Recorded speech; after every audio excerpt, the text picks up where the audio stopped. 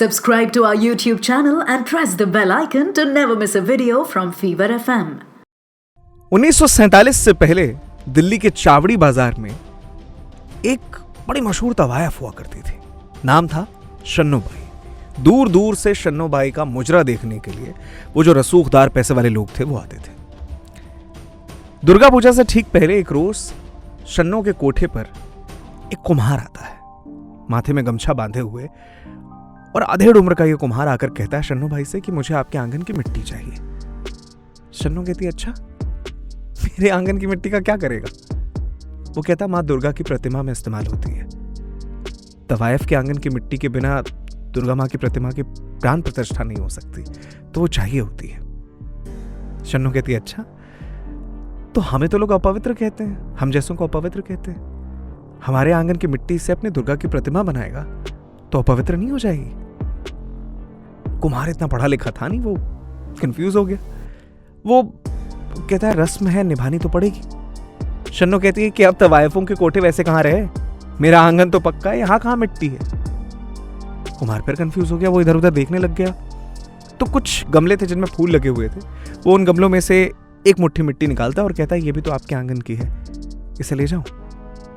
शन्नो कहती ले जा। वहां ये सब देख रही एक दूसरी तवायफ शन्नो भाई से पूछती है कि आखिर ऐसा क्यों होता है? मतलब हमें तो पंडाल में जाने भी नहीं देते और हमारे आंगन की मिट्टी इतनी पवित्र है। तो शन्नो कहती है कि एक बार एक पढ़ा लिखा आदमी आया था, उसने बताया था कि जब एक औरत कोठे में आती है, तवायफ बन जाती है, तो उससे पहले उसकी पवित्रता, लाज, शर्म, हया सब इस आंगन में रह जाती है। और एक पुरुष जिसके बीवी, बाल बच्चे, माता पिता सब हैं, पूरा परिवार है, वो भी जब इस कोठे में आता है तो अपनी लाज, शर्म, पवित्रता सब इस आंगन में, वो शराफत का चोला यहां छोड़ देता है और फिर कोठे में जाता है। तो फिर समाज की जितनी पवित्रता है वो तवायफ के कोठे के आंगन की इस मिट्टी में आकर ठहर जाती है। शायद इसलिए तवायफ के कोठे की मिट्टी उसके आंगन की सबसे पवित्र मानी जाती है। कई सालों से पश्चिम बंगाल में सोनागाछी एक रेड लाइट एरिया, एशिया का सबसे बड़ा रेड लाइट एरिया है। वहां तवायफों ने कई बार मना कर दिया कि हम नहीं देंगे, अपने आंगन की मिट्टी नहीं देंगे, हमें पंडाल में घुसने नहीं देते और हमारी मिट्टी को पवित्र कहते हो, हम अपवित्र हैं, हम नहीं देंगे मिट्टी।